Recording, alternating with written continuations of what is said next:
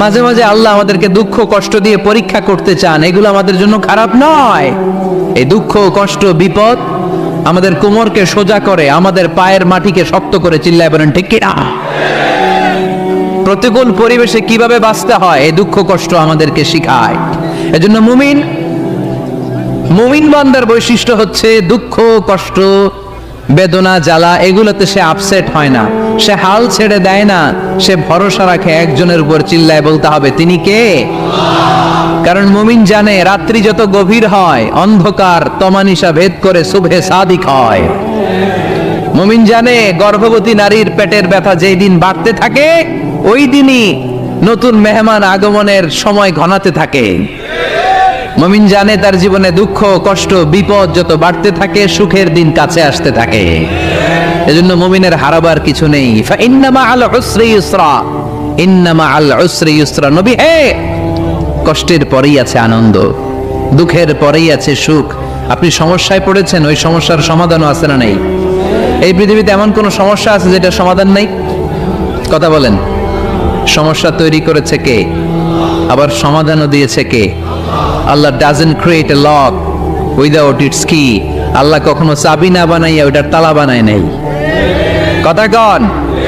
তালাও যেহেতু আছে ওই তালার চাবিও বানিয়েছে কে?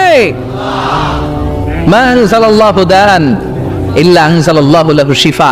আল্লাহ দুনিয়ায় এমন কোন রোগ পাঠায় নাই যেই রোগের ঔষধ বানায় নাই, এমন কোন রোগ নাজিল করে নাই যেই রোগের কোন চিকিৎসা বানায় নাই, হয়তো সেটা আবিষ্কার হয় নাই। অনেকে ক্যান্সারের কথা বলতে পারেন যে হুজুর ক্যান্সার এমন রোগ, এই ক্যান্সার তার নাই কোনো অ্যান্সার, কিন্তু বিজ্ঞানীরা বলতেছে এটারও অ্যান্সার আবিষ্কৃত হচ্ছে।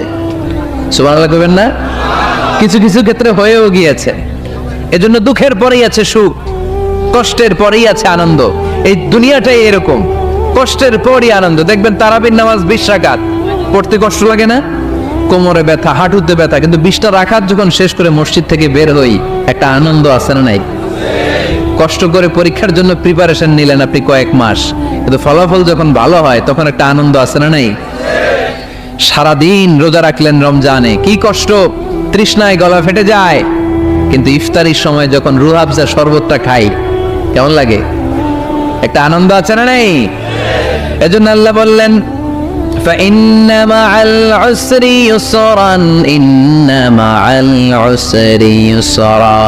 ও নবী, কষ্টের দিন মক্কায় অল্প কিছু দিন, মদিনাতে আনন্দের দিন অপেক্ষা করছে। আমাদের জীবনে যে দুঃখ কষ্ট আসে আমরা ধৈর্য ধরবো, তাওয়াক্কুল করবো একজনের উপর, তিনি কে?